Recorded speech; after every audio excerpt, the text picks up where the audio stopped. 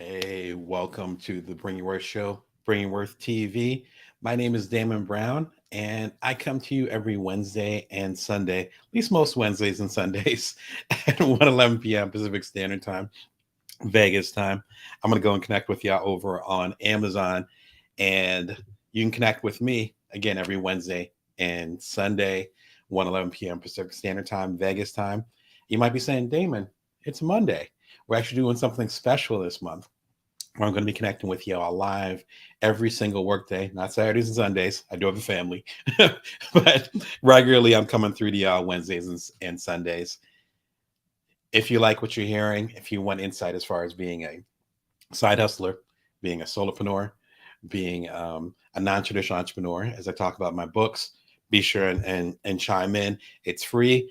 In the foreseeable future, I think it'll always be free. Check it out. The link's right below. And in case you missed it, number one, I have a little bit of a sinus stuff going on, so I apologize. The weather's getting weird here in Las Vegas, so we have a cloudy day, so I got some stuff going on. But I do have my tea, which I will talk more about the tea, believe it or not. It does apply to some stuff we'll be talking about in the upcoming week. In case you missed it, though, part of the reason why I have a little bit less of a voice is because I'm coming to you every single day in this month of September live. In case you missed it, last Wednesday, marathon, make 2024 profitable. As of this recording, 2024 is in about 13, 14 weeks. It's not that far at all. The fall is going to be starting next week here in the United States and this part of the hemisphere. Get it going. This is a marathon that I did last Wednesday. It's about 9 hours long. It has all the live streams from last year. And we're talking about passive income, talking about how you can make money independently, talking about how you can center yourself, how you can rest, which I'm working on right now, as you can tell by my voice. All these different things were captured in there. A lot of y'all came through. It's one of my most popular episodes, if you want to call it episode, marathon live stream. Be sure and check it out. You don't want to miss the boat on this content that will help you make the next year better. Also, live as of yesterday, it's my keynote for the American Society of Journalists and Authors. Shout out to y'all if you're interested in leveling up as a writer, and also how AI plays into our place as writers, as creators. Even if you're not a writer, if you're just creating stuff, you're concerned about AI, check out the keynote. It's about a half an hour long. It's available for free. It's official audio, again, sanctioned from American Society of Journalists and Authors. I used to be a board member over there. They are my people. And they're like, hey, go ahead and share this with everybody over there too. If you wanted the deeper keynote and or the other stuff that we did during the conference, be sure and check out this link, because there's a link to asjad.org where they have all the programming available. The special to y'all. Be sure and check it out. I know a lot of y'all have checked it out. Even from the last 24 hours, it's been available. The views are blowing up. A lot of y'all are getting insight from it. So thank you. I'm glad to help you get to the next level as a creator, trying to figure out the AI economy. Tomorrow, Tuesday, how to be a better public speaker. This has been asked of me a lot. I do a lot of business coaching where I help people with their public speaking. I also work with TED as well as Heroic Public Speaking behind the scenes, helping them with their coaching, their consulting, and helping their speakers get to the next level. I want to give you all the game when it comes to that. Because if you are not a strong public speaker, or you can't articulate where you're going with your business, what you're trying to create, then it's going to be a lot more difficult for you to make a sustainable business. All that stuff is connected. Now, I have 2 degrees in journalism, so I'm super biased in that. But I found that with a lot of the creators, a lot of the business people, a lot of the entrepreneurs like yourself that I work with, if they can't articulate what their big idea is and succinctly, forget being a public speaker. Just articulating what you're trying to do in the world, the impact you're trying to make, it makes the road a heck of a lot longer, because people aren't going to understand your vision and your mission. Tune in tomorrow, 1:11 p.m. Pacific Standard Time, Vegas time. The link's right below. All this stuff in the comments that you're seeing on the screen, all that's linked below. Check it out. Tune in. If you're not subscribed, you can go and subscribe. And or if you want to get notified, you can click on the link and you'll get a notification right before everything goes live. It'll be another live show. So if you have specific questions about being a speaker, about dealing with stage fright, I think that the saying goes that people fear getting on stage more than they fear death, right? Like Jerry Seinfeld might have said that, but I think it was based on some type of survey that was done back in the 80s and 90s. If you want to help get over that fear, or if you want to sharpen up your speaking muscle, be sure to check out the episode again exactly 24 hours from now. And the last housekeeping note: this Wednesday, another live show, but different. It's the same but different. Live 1:11 p.m. Pacific Standard Time, Vegas time, this Wednesday. Wednesday is when I usually have my live shows. There's no exception, but this is going to be different. It's actually a mini marathon of some of my most requested and talked about keynotes. It's motivate to change, or motivation to change the world. If you need motivation, if you're creative and you're like, I don't know why I'm doing this, I don't know why I'm waking up this morning and trying to grind out another day. I'm trying to make this impact on the world, but I don't know if I'm having the proper feedback. I don't know if I'm going in the right direction. This is the one for you. This is 3 of my keynotes. It is audio only. As you see, it's listenable, which is what lingo that everyone uses nowadays. So it's audio only. So you can just put it on and just zone out and get into the space you need to be in to make an impact and show up for another day. It's for free. The link is below. It's Wednesday. It's going to be live. So feel free to jump in the comments, give a commentary. I will be in the comments as well. It's about a 2-hour program. So, even if you're driving somewhere, as I said with the marathon last week, go and put it in and get it going. Get your day started. Excuse me. Dramatic drink of tea. All right. Today's show: grow business from small to big. I'm a business coach. I work with a lot of you. In fact, some of you are watching right now. And one of the most common questions that I get and that people struggle with is, I need to get my business bigger. I need more clients. I want to hire people. I want to make a bigger impact. Back to the impact and motivation to change the world idea. The trick is that sometimes you actually need to grow. The question is how. And that's some of the tools I'm talking about today. Some of the things that we're going to be sharing will help you scale your business, but ideally help you figure out why you should scale your business and how. Scale means a few different things. Scale means hiring people. Scale means hiring yourself out. That means you get a CEO and all these other folks, and you're just a founder, and you just kind of hang on the sidelines, and you're more on like the board, that kind of vibe. Scaling could also mean what kind of impact you're making in the world, which doesn't actually have to do with your business size, but how you run your business. And that leads to one of the biggest questions that I get a lot. How do I know it's time to grow? There's different types of ways you can grow. You can hire people.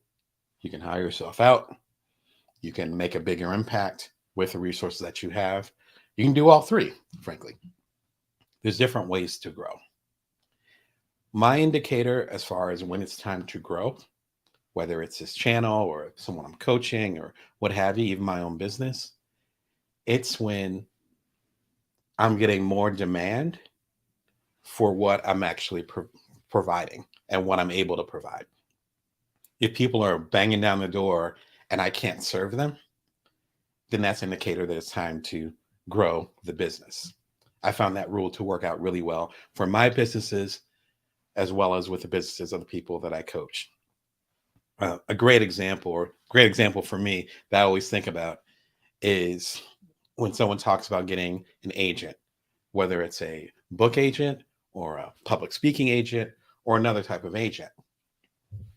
When it comes to agencies, their general rule, and I know folks that run agencies, so I heard a lot of this from the horse's mouth, is that their job is to keep the ball rolling or to set that fire ablaze based on the spark you've already started. So if you want a public speaking agent and you don't have organizations or conferences and things like that already trying to get your attention so that you'll speak at their event, then it's not the time to talk to an agent. Just like if you don't have a book idea that's concrete, you already haven't done some writing and so forth, and maybe even not already gotten books published on your own, then you might not be ready to talk to an agent, because the agent's going to set fire or pour gasoline on whatever you created. Same thing with growing your business, I found. Sometimes it's not about quote unquote growing your business, but figuring out how you can serve the people that you serve better. And the growth comes from that. You can hire 10, you can have 10 times 10x the amount of employees that you have now. But if you don't have the business coming in, your business isn't going to get bigger. And so as you think about how you want to grow your business, and you have to think about why you want to grow your business. It's not a matter of just saying, oh, okay, I want a bigger business. Okay, then what? As I like to quote Jim Rohn saying, the famous speaker who passed away a handful of years ago, if you say you're going to do something with $1 million, what did you do with your last dollar? If you're going to lead 5,000 people, what did you do with the 5 people that you led?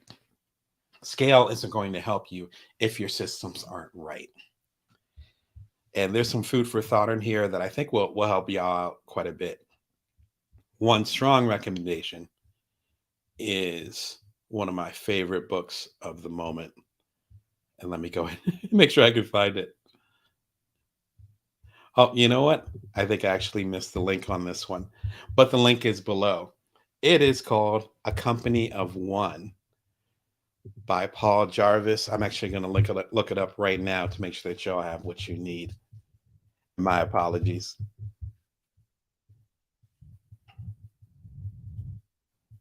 Here, the fear is typing. You know what? I need to get my tech right and get some elevator music. So the next time this happens with y'all, we're gonna put some elevator music on there. We're gonna hook it up. We're gonna make it pretty. But I actually spoke to Paul many moons ago now. I think it was pre-pandemic, 3, 4, 5 years ago, and I interviewed him for a column when the book came out. And I had been following his work anyway on social media, and I thought it was just fantastic work. And so I want to make sure that y'all get what you need, because this is the good stuff right here. There we go.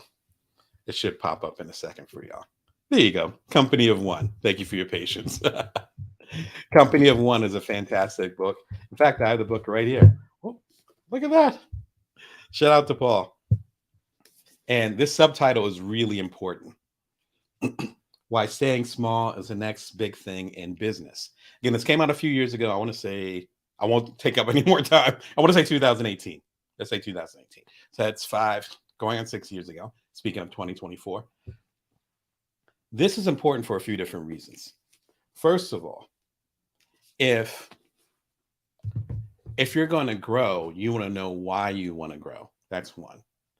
And number two, if you don't look at it as you have to have more, then you're going to maximize what you've got.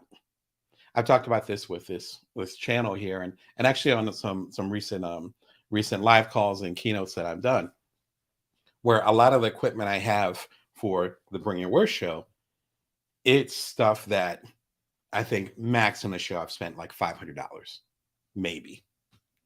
And the show has quite a few viewers now. You've connected and tuned in, got millions of views. I appreciate it, but I'm still working with a lot of the same equipment. What happens when you do that is that you end up maximizing whatever you have. And so number one, it's about you figuring out why you want to get bigger, what that means to you, right? How that's defined. But the second part is, if you don't assume you're going to get bigger, have you maximized the stuff you already have? Again, this isn't a treatise against not growing your company. Don't grow your company. But it's more like, have you maximized the resources and what you've done so far? That's such an important part of it. On a similar note, I think it's worth checking out a couple other things where you can put some thought into it. I did a recent video. I think the episode was probably at the top of the year, why you shouldn't scale your business. It gets more into Paul's work as well as some other resources to make you kind of think about why you want to scale, why it matters to you, what that process means. And from that standpoint, then you can say, all right, again, I'll use the Bring Your Work TV example. All right, I need a new camera. Okay, well, have I maximized the camera I currently have? Oh, I need a new mic. Have I maximized the mic I currently have? Like, have you maximized those resources? Because sometimes growing and saying, I need more employees, ends up being, frankly, a scapegoat for you actually being to step your game up with the resources that you currently have. Let me know in the comments if you relate to what I'm talking about. And if you're kind of struggling with wanting to grow your business, want to stay the same, I want to hear more about what you guys might be going through as well. If you're going to sharpen up your business, you have to look at your systems. Systems are an absolute requirement. You have to figure that out. I'm a systems guy, so I'm, again, 100% biased. I'm not going to lie. But if you don't have a system, then how are you going to grow? Right? Again, back to the Jim Rohn quote. You don't know what to do with $1. What are you going to do with $1 million? You don't know because you don't have a system. I know in recent times I've come up with systems for my money and other things, and it's made it easier to me even to think about scaling. So I'm like, oh yeah, I can scale it. Yeah, whatever I'm doing now, I'll do it times 10, times 100. Not a problem. Certain systems may break down as they get bigger, but at least you have that foundation. Calendly is a big part of that foundation. It's extremely simple. You set it up. The basic plan is free, but you can go ahead and get the fancier plan. Even the fancier plan I think is like, as of this recording, like $10. But the link is right there. Let's say a new client or someone that you want to work with, someone, some type of dynamic there. You need to set up an appointment with them. And it's like, well, how about Monday? No, Monday doesn't work. How about Tuesday at 10? Well, I'm busy at 10. Like, et cetera, et cetera. It just wastes so much time. This is really simple. You send them a link, calendly.com/whatever your handle is. They go and click on it, and they see all the times you're available. You can set up different slots for different people. I have one for my one-on-one coaching, and I have others for other things. They click on it. They ask, Calendly asks how you want to connect. And it's like, I want to connect on Zoom. I want to connect on Google Meets, whatever, whatever the Microsoft one, Microsoft Teams. I want to connect on the phone, whatever, in person. And I'm like, great. Notification goes to your calendar. It syncs. It goes to their calendar. It syncs. And you guys just have your meeting. This might sound really small. Several years ago, when I started my coaching practice, I literally had one client. You know who we are. Shout out to you. And then the next year, I had a handful of clients. And then I got more and more. And then I started having old clients come back because they had new issues that we needed to work through. And after several years, suddenly it becomes spaghetti. Not in a good way. I love spaghetti, but this isn't spaghetti that I like. This allowed me to basically say, all right, you want to connect? Here's when I'm available. And that's it. If I can't connect, then I'll say no to the request. Usually people will be respectful and I'll talk to them beforehand. But if we're ready to connect, then cool, set up a time. And all I have to do is look up that morning or that week. It's going to be a planner that week. Like I already know when my Calendlys are set up for the rest of the week, right?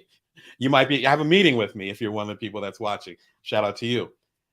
It goes from there. So if you have those systems set up, you're good. So then if suddenly my coaching practice 10Xs, which I don't plan on doing, but if it ends up 10Xing, I literally have the systems in place. Such a key thing. Such a key thing. Freshdesk is relatively new. It's from Freshworks. Here's why this is important. About 10 years ago, we started a startup called Cuddler. In fact, it was about 8 years ago now. Started a startup called Cuddler. It connected people for hugs. The first day we launched the app, myself and my two co-founders, we had 100,000 users. Within a week, we had more than that because we were on the late night talk shows and morning shows. It was really a wave. And we were the #1 app in several countries, including all of North America. So here in the United States, Canada, I believe in Mexico too, but I can't remember. As co-founder, I was essentially the COO, the chief operating officer. So I did the day-to-day stuff, while one of my colleagues was the essentially the CEO. In that role, I was in charge of customer satisfaction. The first week we had 100,000 users. This is when social media was even more popping than it is now. So that means DMs on Facebook, ats on Twitter, formerly known as Twitter, ats on Twitter. I don't think we had anything on LinkedIn, thank God. And then email after email after email. I want to connect for a hug, and it didn't connect. I had this experience, and I want to share this with y'all because it was a good experience. I had this experience, and it wasn't a good experience. I want y'all to fix this in the next release. On and on and on. At the very same time, stay-at-home dad, just like today, but to one child instead of two as I am now. And our kid was 1 year old. So I'm dealing with a lot of this stuff really early in the morning before my first son wakes up, all by hand. I bring this up because Freshdesk actually helps automate through AI, through human interactions and connections, different ways to automate the customer experience so you don't have to go hand by hand. You might not be able to see it, but they used to call it a Bible bump. And it's a little tiny cyst. And it comes from me typing so much. Now, a lot of that came from journalism. I've written 26 books. My 27th, the complete Bring Your Worth collection is coming out in a month. You see the links below. I am a writing fool. But a lot of that stress, and particularly this bump, came around that time. This could work as far as you leveling up how you connect with people, because you can scale your business to kingdom come, be bigger than Amazon. I believe in you. But if you don't have your customer service right, it's going to fail. It's not going to work out. You know those businesses that they used to be your joint, used to love them, and then they get acquired, or they get a fresh round of funding and they expand 5x, which means 5 times as big. And suddenly they're not hitting right. And suddenly it's getting weird. I could name like 3 or 4 companies off the top of my head where I'm like, you used to be my company and you are not it anymore. You don't want to be one of those companies. So if you're interested in scaling, you have to come up with reasonable solutions to work with customer service. This is one of them. I've met the Freshworks people over the last year or two. Looks like they're doing really interesting stuff. I'm not doing a startup right now, but if I was, I would absolutely be looking into this. So again, if you're looking to scale, make sure you got your stuff right. Calendly, get your calendar right. Because if you become a bigger company, then how are you going to stay connected with people? You can't do it by hand. Same thing with customer service. You don't want stinky customer service. You could be having golden products. It doesn't matter, because if your customer service sucks, then your business is going to be considered sucky, for lack of a better term.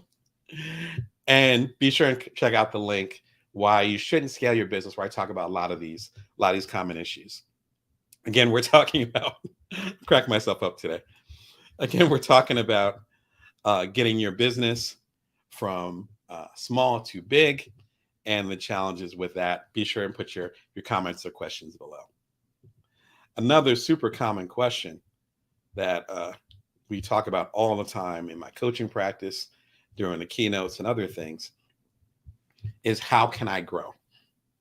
How can I actually grow my business? That might have been the reason why you tuned in, but we had to do the PSA first. You're like, no, Damon, I absolutely want to grow my business. Okay, I'm here for you. If you want to grow your business, then we could rock like that. How can you grow? It comes down to 2 basic things I found. The first way you can grow is by increasing or expanding the audience that you serve. My thing is non-traditional entrepreneurs. It's pretty broad. If I break it down into people in the LGBTQ community, people of color like myself, a lot of women are my clients, that type of thing. So it's pretty broad. But imagine if I said, no, I only work with people from this particular culture, from this particular city. That might be fine. In fact, I've done some work like that. But if I want to expand, if I want to scale, there's only so many people I can serve, right? Now, it doesn't mean that you change your offerings per se. It just means it expands the amount of people you serve. Like one of my favorite places is Shake Shack. I only got in on the East Coast. It's a New York company. Shout out to Danny Meyer. It's a New York company known for their very high quality fast food. I don't eat beef that often, but when I do, that's the place that I go to. For a long time, they were only available in New York. I would go to the ASJ conference, which I did the keynote for, link below. Over in New York, I get a Shake Shack burger and they'd have a fries and so forth. They've expanded their menu a little bit. They added some chicken, similar to like Chick-fil-A, and they added, like I said, some shakes, a couple things, but their menu isn't huge. It's still about 10 things. What they did, though, is that they set up by the strip here, one on the strip and one off the strip, right here in Las Vegas. So they expanded. So they figured out how to ship in the fresh meat and the special russet fries or whatever they get from Idaho or whatever. They figured out how to get it to Las Vegas, and it tastes as good here as it did when I used to get it all the time in Manhattan and in the other boroughs. They didn't change that much, but they expanded the amount of people that they serve. So now I've got my boys, the Shake Shack chicken and stuff like that. Like, so, which they haven't been to New York yet, at least as of this age. Back in the day they were, but they're able to get exposed. My family's able to get exposed to Shake Shack in a way that they hadn't before, because my kids were too young to be in New York at the time. It was a cross country trip, et cetera, et cetera. So you can expand the audience that you're serving, reach out to them, get more access to them. That's one way to do it. The second way to do it is to partner, connect with someone else. With my second startup, Cuddler, the one I was just talking about, I co-founded it with two other people. My first startup, called So Quotable, which I talk about in my books, that one actually started with just myself. I was literally that solopreneur that I coach today. And so going through that process, it was me realizing, oh, if I partner with other people, then I actually can scale in a certain way. Another way of partnering, though, is also getting funding. And that could be from a venture capitalist. It could be angel funding, which is when someone gives you the money and it doesn't have as much tie to it as traditional VC funding. It could be a loan, stuff like that. All those are partnerships. I talk about that in my Bring Your Worth books. Again, the whole collection's coming out in a month. Everything is a partnership. Those things are partnerships. Whether you're taking the money or you're giving the money, those are types of partnerships. So partnerships are a big part of it. So essentially two different ways. You can expand the people that you get access to, one, or number two, you can partner with people and they might have the resources, the capital, the brain power, the strategy to help you get to the next level. It's such an important part of the process, I believe.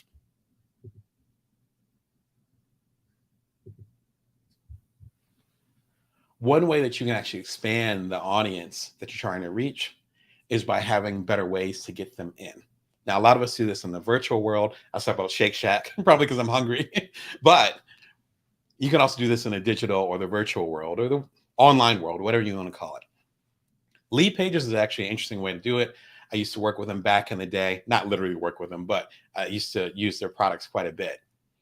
Essentially what Lead Pages does is they have these particular formats, these particular structures that allow you to pull in particular customers, get the right people in, and then get them into that particular system that you would like them to be in. So I'll give you a really simple example. You might be watching the Bring Your Worth TV show, which obviously you are, and you're like, I want to learn more about Damon. There's links below, click on the link. And it's like, oh, okay, Damon's a coach. Well, then maybe I'll buy one of Damon's books. Or maybe I'll go ahead and subscribe to the Bring Your Worth show. Or maybe you know what? I'm kind of stuck right now. I could use a business coach. Maybe I'll reach out to him as a coach. If you end up checking out my website, it's structured in that way.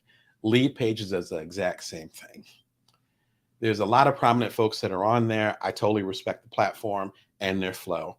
Also, I had talked to them recently, which I'll send you the link in a minute, as far as with the conversation that I had with one of their leads of business. But now they're actually facilitating or organizing sales. And so if you're an independent publisher like myself, there's my own baby, there's my own little book. I sell a lot of these hand to hand, whether it's in person, if we're fortunate enough to connect at a keynote, or if it's through the website, damonbrown.net, and you want to sign a copy, again, coming out in a month, and I'm like, bet, and I sign it for you and I send it to you, and you pay me through Stripe or what have you.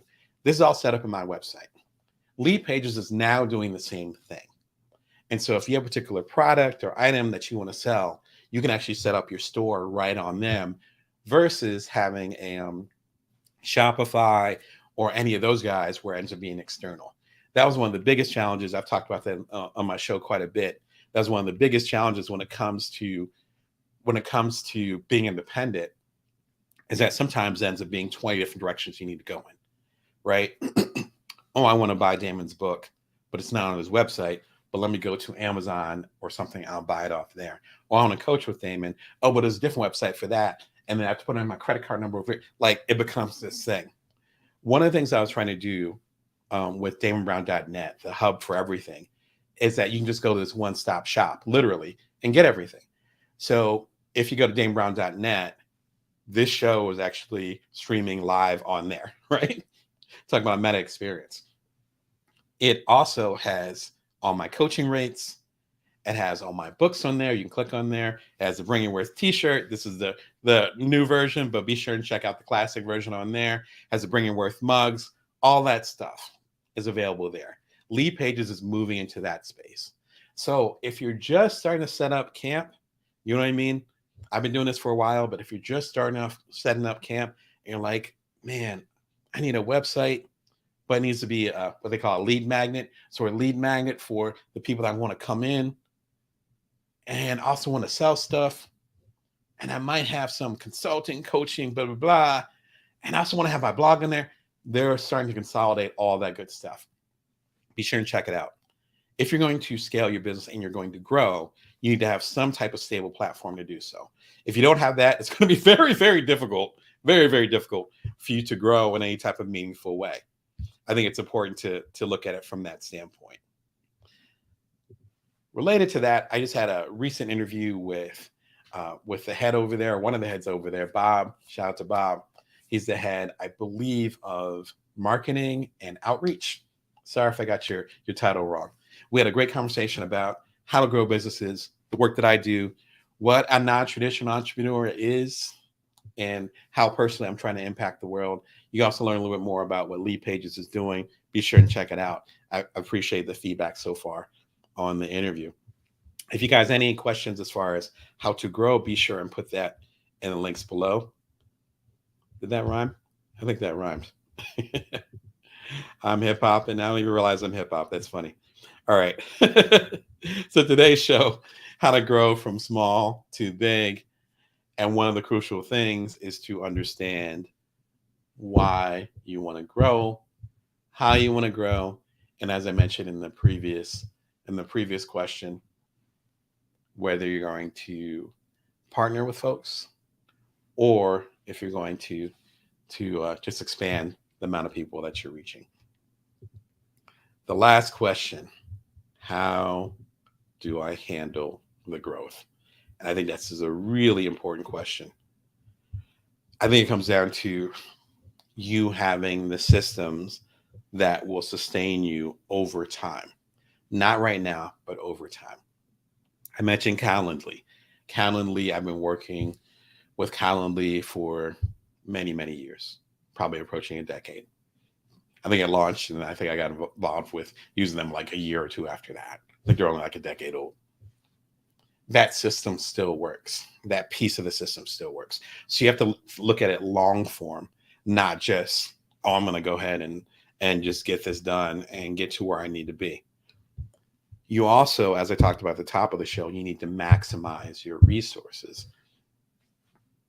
So many things, when we have a surplus of them, we believe it can be solved with that. When we're young, we have a bunch of energy, so we feel like we can push through things. So we can just do anything and, oh, I'll figure it out. Just let me go ahead and get my energy going. When we have more money, we tend to spend more money. It's called, I forget the name of it. If you remember the name of it, please put it in the link. But it's essentially called lifestyle creep, I think it's called, where you get a little bit more money and then you end up spending a little bit more money. Same thing with businesses, particularly if we're solopreneurs. And so it's like, oh, well, I'll spend a little bit more on this camera and spend this and that. And then your business might not be reflecting the amount of money that you're spending. I've been in that situation a couple of times. It's a rough place to be. So number one, you want to, excuse me, you want to build up your systems now to make sure that your systems are good to go. The second part is you want to maximize the resources that you've got. And part of maximizing it is figuring out who you're actually going to work with and how you're going to work with them together. One good way to work with other people and to partner, as I talked about in the previous part, is to have some type of notes, whether it's like business cards, which are index cards I always talk about, whether it's Trello, which is another product that I like quite a bit. Be sure to look them up through Trello. If I remember, I'll put them in the show notes. Also, another one that's becoming really, really popular is called Notion. If you remember Evernote, which the symbol was little elephant, which was really hot back when around the iPad first started. Evernote was that joint. They ended up pivoting and ended up not working out as well. Notion kind of takes the insights from Evernote and takes them to the next level and makes it very much more cloud friendly, so you can take it with you. Almost like combining Dropbox, which I talked about in a previous episode, which stores all your stuff in the cloud. It's a really good backup system, and then combines it with Evernote, which was again the system that allows you to take notes or keep abreast of all these different things that you find. It could be in the artist community, they would call it mixed media. So it could be something that you find on a website and a picture over here, and it could be a podcast over here, and it keeps all of it. What I find fascinating about Notion is the ability to actually share it with other people. That's a key part of it. I feel like with previous apps or platforms that were similar to this, it was very much like Damon's working on a book. Oh, he has these different notes. Damon's going to keep all the notes on here. So as he's working on his book, then he'll be able to get it out. Notion has a different vibe where it's actually from the ground up, it feels like built for almost like communal experience. So you can still have the thing where you work on it on your own. But if you have employees, you're talking about scaling, right? If you have employees, if you have virtual assistants, if you become the founder and no longer the CEO, there's ways to share information with that. There's a special link below. I think there's some type of bonus if you guys go through the link. And all these are affiliate links, and all of them have special bonuses that they gave to me so that I can give to you. So there's special treats in there for each of these. I don't know how long they're going to last, but there's definitely some bonus stuff in there if you use the link below. Check it out. I think it might be a free trial. So check it out, see what's happening with it, see if it'll help you get your business to the next level. I think the important part is when you're, in your proverbial basement or in your proverbial garage and you're working by yourself and your stuff blows up in a good way. And suddenly you need to hire people. Suddenly you get venture capital money, you get an angel investor, whatever. These things suddenly happen. You want to make sure you have these systems in place. Notion, a lot of people swear by it. A lot of people that I respect swear by it. Notion can be part of that process as far as creating a platform so that you can easily adjust. Even if you scale down your business, you need to make sure that you get your platforms all together. To get nerdy for a second, but this is important. Ooh, so important. External hard drives, so important. This is Western Digital. This is what I rock with. This is my external hard drive, one of them. This one is classic. I'm going to tell a quick story. When I started this show, I had a much smaller computer, much smaller hard drive. Got my seal. No kind of security there. Much smaller, much smaller computer. I was working through all this stuff, getting the stuff together, and then I started this show. Each of these episodes are pretty big. We're talking 500 megabytes to 1 gigabyte to that marathon, which the link is just below, that I did last week. You'll want to know how many gigabytes that was. If you're going to be working on a bigger scale, if you're going to be doing things on a larger playing field, you need to have all your systems in place so you can actually handle those things coming in. Otherwise, it becomes a waste. And then you end up having to pay a premium to even get involved in that particular thing, right? If you're trying to get to the next level and suddenly you run out of hard drive space, then you're going to run to Best Buy and then pay whatever it is, or you're going to get set up now. I love the Western Digital stuff. I've been using them for a while. This is actually one of my older external hard drives. As I talked about on the previous episode, there's 3 ways that I actually back up my stuff. I have my computer, which is right below me. You don't see it, but it's right below me. I have Dropbox. Shout out to Dropbox. I have links to them, and I think they're in the show notes. They actually will save everything in the cloud, which is great.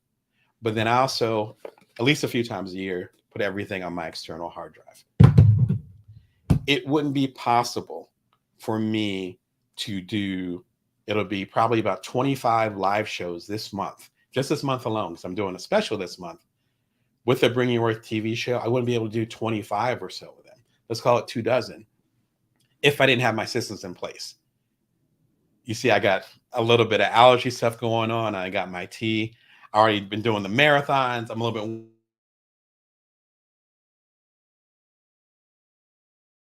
bit in place. And so it's a certain, I know my camera just went out for a second. All right, I won't talk about the technology today.